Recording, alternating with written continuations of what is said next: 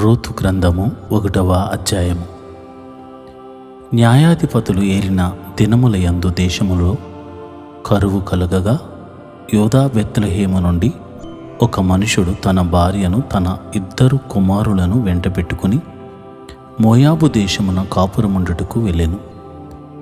ఆ మనుషుని పేరు ఎలీమెలెకు, అతని భార్య పేరు నయోమి. అతని 2 కుమారుల పేర్లు మహలోను, కిల్యోను. వారు యూదా బెత్లెహేము వారైన ఎఫ్రాతీయులు.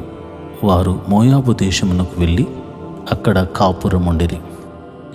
నయోమి పెనిమిటి అయిన ఎలీమెలెకు చనిపోయిన తరువాత ఆమె 2 కుమారులను నిలిచియుండిరి. వారు మోయాబు స్త్రీలను పెండ్లి చేసుకొనిరి. వారిలో ఒక దాని పేరు ఓర్పా, రెండవ దాని పేరు రూతు. వారు ఇంచుమించు 10 సంవత్సరములు అక్కడ నివసించిన తర్వాత మహలోను, కిల్యోను అను 2 చనిపోయేరి. కాగా ఆ స్త్రీ తాను కనిన 2 కుమారులను తన పెనిమిటియు లేనిదై ఆయను. వారికి ఆహారం ఇచ్చుటకు యెహోవా తన జనులను దర్శించినని ఆమె మోయాబు దేశములో వినెను గనుక మోయాబు దేశము విడిచి వెళ్ళుటకై ఆమెయు ఆమె కోడండ్రును ప్రయాణమైరి. అప్పుడు ఆమె ఉన్న స్థలము నుండి ఆమెతో కూడా ఆమె 2 కోడండ్రును బయలుదేరి యూదాదేశమునకు తిరిగిపోవలనని మార్గమున వెళ్ళుచుండగా నయోమి తన 2 కోడండ్రును చూచి, మీరు మీ తల్లులో ఇండ్లకు తిరిగి వెళ్ళుడి. చనిపోయిన వారి ఎడలను నా ఎడలను మీరు దయచూపినట్లు యెహోవా మీ ఎడల దయచూపునుగాక. మీలో ఒక్కొక్కతే పెండ్లి చేసుకుని తన ఇంట నెమ్మది నొందునట్లు యెహోవా దయచేయునుగాక అని వారితో చెప్పి వారిని ముద్దు పెట్టుకొనెను. అంతట వారు ఎలుగెత్తి ఏడ్చి, నీ ప్రజల యొద్దకు నీతో కూడా వచ్చేదమని ఆమెతో చెప్పగా, నయోమి, నా కుమార్తెలారా, మీరు మరులుడి, నాతో కూడా మీరు రానేలా మిమ్మను పెండ్లి చేసుకున్నటకై ఇంకా కుమారులు నా గర్భమున ఉందురా. నా కుమార్తెలారా, తిరిగి వెళ్ళుడి. నేను పురుషునితో నుండలేని ముసలి దానెను. నాకు నమ్మిక కలదని చెప్పి ఈ రాత్రి పురుషునితో నుండి కుమారులను కనినను. వారు పెద్దవారగు వరకు వారి కొరకు మీరు కనిపెట్టుకుందురా. మీరు వారి కొరకు కనిపెట్టుకుని పురుషులు లేక ఒంటరి కత్తెలై ఉందురా. నా కుమార్తెలారా, అది కూడదు. యెహోవా నాకు విరోధి ఆయను. అది మిమ్మను నొప్పించినంతకంటే నన్ను మరి ఎక్కువగా నొప్పించినదని వారితో చెప్పాను. వారు ఎలుగెత్తి ఏడవగా ఓర్పా తన అత్తను ముద్దు పెట్టుకొనెను. రూతు ఆమెను హత్తుకొనెను. ఇట్లుండగా ఆమె, ఇదిగో నీ తోడి కోడలు తన జనుల యొద్దకును తన దేవుని యొద్దకును తిరిగిపోయినదే. నీవును నీ తోడి కోడలు వెంబడి వెళ్ళుము అనెను. అందుకు రూతు, నా వెంబడి రావద్దనియు నన్ను విడిచి పెట్టమనియు నన్ను బ్రతిమాలు కొనవద్దు. నీవు వెళ్ళు చోటకే నేను వచ్చేదను. నీవు నివసించు చోటనే నేను నివసించెదను. నీ జనమే నా జనము, నీ దేవుడే నా దేవుడు. నీవు మృతు పొందు చోటునే నేను మృతు పొందేదను. అక్కడనే పాతిపెట్టబడెదను.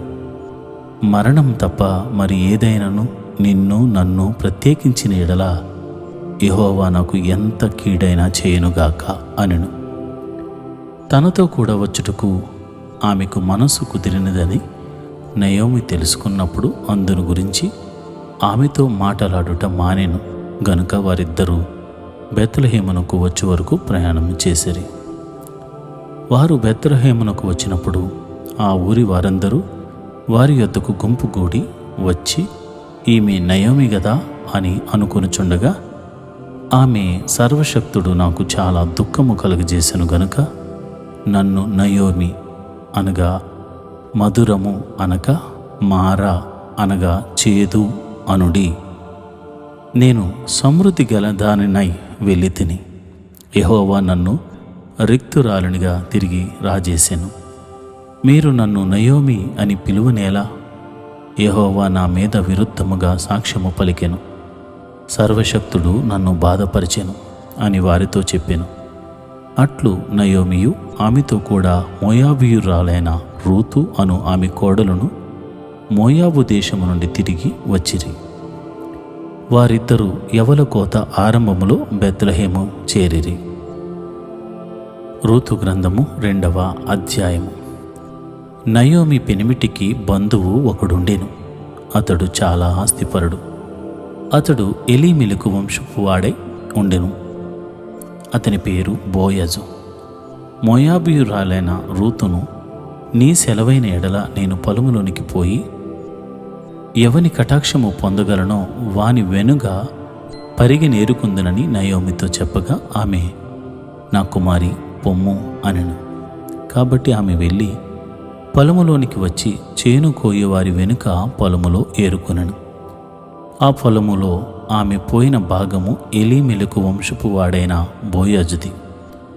బోయాజు బెత్లెహేము నుండి వచ్చి, యెహోవా మీకు తోడై ఉండును గాకని చేను కోయేవారితో చెప్పగా వారు, యెహోవా నిన్ను ఆశీర్వదించును గాక అనిరి.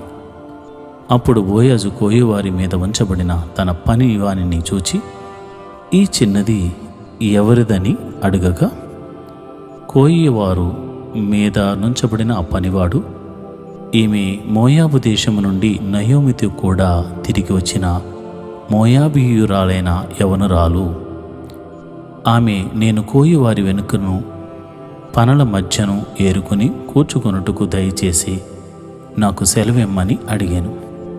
ఆమె వచ్చి ఉదయం మొదలుకొని ఇది వరకు ఏరుకొనుచుండెను. కొంతసేపు మాత్రము ఆమె ఇంట కూర్చుండెనని వాడు చెప్పాను. అప్పుడు బోయాజు రూతుతో, నా కుమారి, నా మాట వినము. వేరొక పొలములో ఏరుకొనుటకు పోవద్దు. దీనిని విడిచిపోవద్దు. ఇచ్చట నా పని కత్తెల యొద్ద నిలకడగా ఉండుము. వారు కోయు చేను కనిపెట్టు వారిని వెంబడించుము. నిన్ను ముట్టకూడదని యవనస్తులకు ఆజ్ఞాపించియున్నాను. నీకు దాహమగునప్పుడు కుండలు ఎత్తుకుపోయి పనివారు చేదిన నీళ్లు త్రాగుమని చెప్పాను. అందుకు ఆమె సాగిలపడి తల వంచుకుని, ఏమీ తెలిసి పరదేశినైన నా యందు లక్ష్యముంచునట్లు నీకు కటాక్షము కలిగెనో అని చెప్పగా, బోయజు, నీ పెనిమిటి మరణమైన తర్వాత నీవు నీ అత్తకు చేసినదంతయు నాకు తెలియబడెను. నీవు నీ తల్లిదండ్రులను, నీ జన్మభూమిని విడిచి ఇంతకు ముందు నీవు ఎరగని జనమునొద్దకు వచ్చితివి. యెహోవా నీవు చేసిన దానికి ప్రతిఫలమిచ్చును. ఇశ్రాయేలీయుల దేవుడైన యెహోవా రెక్కల క్రింద సురక్షితముగా నుండునట్లు నీవు వచ్చితివి. ఆయన నీకు సంపూర్ణమైన బహుమానము ఇచ్చునని ఆమెకు ఉత్తరమిచ్చెను. అందుకు ఆమె, నా ఏలినవాడా, నేను నీ పనికత్తెల్లో ఒక దానను కాకపోయినను నీవు నన్ను ఆదరించి నీ దాసురాలునగు నా యందు ప్రేమ కలిగి మాటలాడితివి గనుక నా ఎడల నీకు కటాక్షము కలుగనిమ్మని చెప్పాను. బోయజు భోజన కాలమున నీవిక్కడికి వచ్చి భోజనము చేసి చెరకలో నీ ముక్క ముంచి తినుమని ఆమెతో చెప్పగా, చేను కోయేవారి యొద్ద ఆమె కూర్చుండెను. అతడు ఆమెకు పేలాలు అందియగా ఆమె తిని తృప్తి పొంది కొన్ని మిగిల్చెను. ఆమె ఏరుకొనుటకు లేచినప్పుడు బోయజు ఆమె పనల మధ్యను ఏరుకొనవచ్చును. ఆమెను అవమానపరచుకుడి, మరియు ఆమె కొరకు పిడికెళ్ళు పడవేసి ఆమె ఏరుకొనున్నట్లు విడిచిపెట్టుడి. ఆమెను గద్దింపవద్దని తన దాసులకు ఆజ్ఞాపించెను. కాబట్టి ఆమె అస్తమయము వరకు ఆ చేనిలో ఏరుకొనుచు తాను ఏరుకొనిన దానిని దొల్లకొట్టగా అవి దాదాపు 2 యవలులు ఆయెను. ఆమె వాటిని ఎత్తుకుని ఊరిలోనికి వచ్చినప్పుడు ఆమె అత్త ఆమె ఏరుకొనిన వాటిని చూచెను. ఆమె తిని తృప్తి పొందిన తర్వాత తాను మిగిల్చిన దానిని చూపించి ఆమెకిచ్చెను. అంతటా ఆమె అత్త ఆమెతో, నేడు నీవెక్కడా ఏరుకుంటివి? ఎక్కడ పనిచేసేతివి? నీ యందు లక్ష్యముంచిన వాడు దీవింపబడునుగాక అనగా ఆమె తాను ఎవని యొద్ద పనిచేసెనో అది తన అత్తకు తెలియచెప్పి, ఎవని యొద్ద నేడు పనిచేసితనో అతని పేరు బోయాజు అనెను. నయోమి బ్రతికి ఉన్న వారికిని చచ్చిన వారికిని ఉపకారము చేయటం మానని ఇతడు యెహోవా చేత ఆశీర్వదించబడునుగాక అని తన కోడలితో అనెను. మరియు నయోమి, ఆ మనుషుడు మనకు సమీప బంధువుడు, అతడు మనలను విడిపింపగల వారిలో ఒకడని చెప్పగా, మోయాబీయురాలైన రూతు అంతేకాదు, అతడు నన్ను చూచి తనకు కలిగిన పంట కోత అంతయు ముగించు వరకు తన పని వారి యొద్ద నిలకడగా ఉండుమని నాతో చెప్పెను అనెను. అప్పుడు నయోమి తన కోడలైన రూతుతో, నా కుమారి, అతని పనికత్తెల్లో కూడనే బయలుదేరుచు వేరొక చేనిలోని వారికి నీవు కనపడకపోవుట మంచిది అనెను.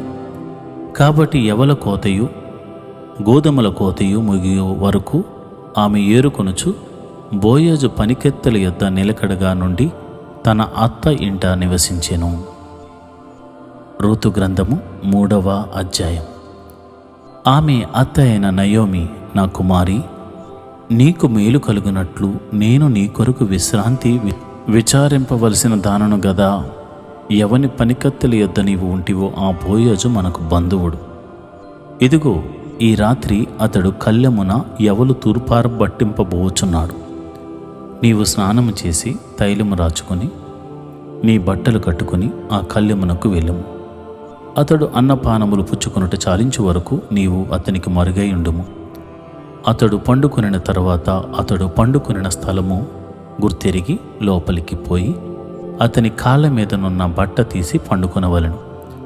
నీవు చేయవలసిన దానిని అతడు నీకు తెలియజేయునని ఆమెతో అనగా, ఆమె నీవు సెలవిచ్చినదంతయు చేసేదనని చెప్పి ఆ కళ్ళెమునొద్దకు పోయి తన అత్త ఆజ్ఞాపించినదంతయు చేశాను. బోయాజు మనసున సంతోషించున్నట్లు అన్నపానములు పుచ్చుకుని లోపలికి పోయి ధాన్యపు కుప్ప యొద్ద పండుకొనినప్పుడు ఆమె మెల్లగా పోయి అతని కాళ్ల మీదనున్న బట్ట తీసి పండుకొనెను. మధ్యరాత్రి అందు అతడు ఉలిక్కిపడి తిరిగి చూచినప్పుడు ఒక స్త్రీ అతని కాళ్ల యొద్ద పండుకొని ఉండెను. అతడు, నీవెవరవని అడుగగా ఆమె, నేను రూతు అను నీ దాసురాలని. నీవు నాకు సమీప బంధువుడు గనక నీ దాసురాలి మీద నీ కొంగు కప్పుము అనగా, అతడు, నా కుమారి, యెహోవా చేత నీవు దీవెన నొందిన దానవు. కొద్దివారిని గాని గొప్పవారిని గాని యవనస్తులను నీవు వెంబడింపక ఉండుట వలన నీ మునుపటి సత్ప్రవర్తన కంటే వెనుకటి సత్ప్రవర్తన మరి ఎక్కువైనది. కాబట్టి నా కుమారి, భయపడకుము. నీవు చెప్పినదంతయు నీకు చేసేదను. నీవు యోగ్యురాలు అని నా జనులందరూ ఎరుగుదురు. నేను నిన్ను విడిపింపగలవాడు నన్ను మాట వాస్తవమే. అయితే నీకు నాకంటే సమీపమైన బంధువు ఒకడున్నాడు. ఈ రాత్రి ఉండుము. ఉదయమున అతడు నీకు బంధువు అని ధర్మము జరిపిన ఎడల సరి, అతడు విడిపింపవచ్చును. నీకు బంధువును ధర్మము జరుపుటకు అతనికి ఇష్టము లేకపోయిన ఎడల యెహోవా జీవము తోడు నేనే నీకు బంధువు అని ధర్మము జరిపేదను. ఉదయం వరకు పండుకొనమని చెప్పెను. కాబట్టి ఆమె ఉదయం వరకు అతని కాళ్ళ యొద్ద పండుకొని ఒకరినొకడు గుర్తించుపాటి వెలుగు రాకముందే లేచెను. అప్పుడు అతడు ఆ స్త్రీ కళ్ళమునకు వచ్చిన సంగతి తెలియజేయకుడని చెప్పాను. మరియు అతడు, నీవు వేసుకునిన దుప్పటి తెచ్చి పట్టుకొనమని చెప్పగా ఆమె దాని పట్టెను. అతడు 6 కొలల యవలను కొలిచి ఆమె భుజము మీద నుంచగా ఆమె పురములోనికి వెళ్ళెను.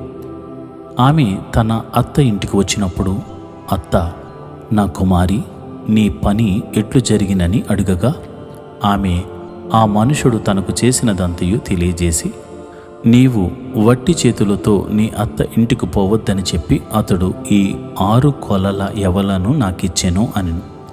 అప్పుడు ఆమె, నా కుమారి, ఈ సంగతి నేటి దినమున నెరవేర్చితేనే గాని ఆ మనుషుడు ఊరుకుండడు గనుక ఇది ఎలాగు జరుగునో నీకు తెలియ వరకు ఊరుకుండమని అనెను. రూతు గ్రంథము 4వ అధ్యాయము.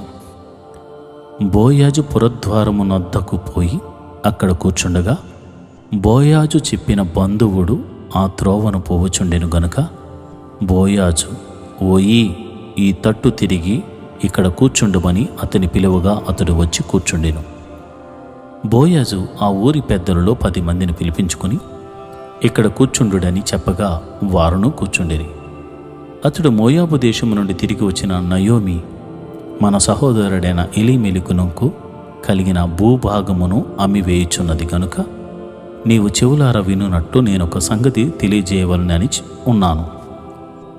ఈ పుర నివాసుల ఎదుటను నా జనుల పెద్దల ఎదుటను ఈ భూమిని సంపాదించుకునము.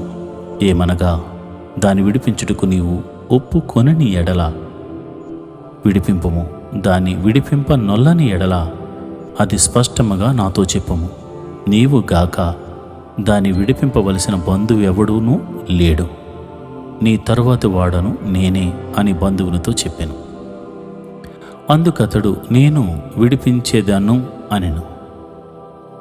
బోయాజు, నీవు నయోమి చేతి నుండి ఆ పొలమును సంపాదించు దినమున చనిపోయిన వాని పేరట అతని స్వాస్థ్యమును స్థిరపరచునట్లు చనిపోయిన వాని భార్య అయిన రూతు అను మోయాబీయురాయల యొద్ద నుండి దాన్ని సంపాదింపవలనని చెప్పగా ఆ బంధువుడు, నేను దానిని విడిపించుకొనలేను, నా స్వాస్థ్యమును పోగొట్టుకుందునేమో, నేను దాన్ని విడిపింపలేను గనుక నీవే నాకు ప్రతిగా బంధువుని ధర్మము జరిపింపమని చెప్పాను. ఇశ్రాయేలీయుల్లో బంధుధర్మమును గూర్చి గాని క్రయ విక్రయములను గూర్చి గాని ప్రతి సంగతిని స్థిరపరచుటకు పూర్వమున జరిగిన మర్యాద ఏదనగా ఒకడు తన చెప్పు తీసి తన పొరుగు వానికిచ్చుటే. ఈ పని ఇశ్రాయేలుల్లో ప్రమాణముగా ఎంచబడెను. ఆ బంధువుడు, నీవు దానిని సంపాదించుకొనమని బోయాజుతో చెప్పి తన చెప్పు తీయగా బోయాజు ఎలీమెలెకునకు కలిగినది యావత్తును, కిల్యోనుకును మహులోనుకును కలిగినది యావత్తును నయోమి చేతి నుండి సంపాదించి తినని నేనన్నందుకు మీరు ఈ దినమున సాక్షులై ఉన్నారు. మరియు చనిపోయిన వారి పేరట అతని స్వాస్థ్యమును స్థిరపరచునట్లు చనిపోయిన వాని పేరు అతని సహోదరులో నుండి అతని స్థలము యొక్క ద్వారము నుండి కొట్టివేయబడక ఉండునట్లు నేను మహులోను భార్య అయిన రూతాను మోయాబీయురాలిని సంపాదించుకుని పెండ్లి చేసుకొనుచున్నాను. దీనికి మీరు ఈ దినమున సాక్షులై ఉన్నారని పెద్దలతోనూ ప్రజలందరితోనూ చెప్పెను. అందుకు పురద్వారమున నుండిన ప్రజలందరూ పెద్దలను మేము సాక్షులము.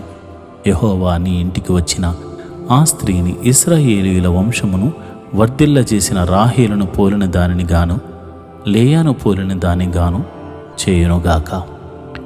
ఎఫ్రాతాలో నీవు క్షేమాభివృద్ధి కలిగిన వాడవై బెత్లెహేములో నీవు ఖ్యాతి నొందుదువుగాక. యెహోవా ఈ యవనరాలి వలన నీకు దయచేయు సంతానమును నీ కుటుంబమును తామారు యోదాకు కనిన పెరుసు కుటుంబం వలె ఉండునుగాక అనిరి. కాబట్టి బోయాజు రూతును పెండ్లి చేసుకుని ఆమె యొద్దకు పోయినప్పుడు యెహోవా ఆమె గర్భవతి అగునట్లు అనుగ్రహించెను గనక ఆమె కుమారుని కనెను. అప్పుడు స్త్రీలు, ఈ దినమున నీకు బంధువు లేకుండా చేయని యెహోవా స్తుతి నొందునుగాక, ఆయన నామము ఇశ్రాయేలీయుల్లో ప్రకటింపబడునుగాక. నిన్ను ప్రేమించి 7 కుమారుల కంటే నీకెక్కువగా నున్న నీ కోడలు ఇతని కనెను. ఇతడు నీ ప్రాణము నోదార్చి ముసలితనమున నీకు పోషకుడగునని నయోమితో చెప్పిరి. అప్పుడు నయోమి ఆ బిడ్డను తీసుకుని కౌగిట నుంచుకుని వానికి దాదిగా ఉండెను. ఆమె పొరుగు స్త్రీలు నయోమి కొరకు కుమారుడు పుట్టినని చెప్పి అతనికి ఓబేదను పేరు పెట్టిరి. అతడు దావీదునకు తండ్రి అయిన యెషయి యొక్క తండ్రి.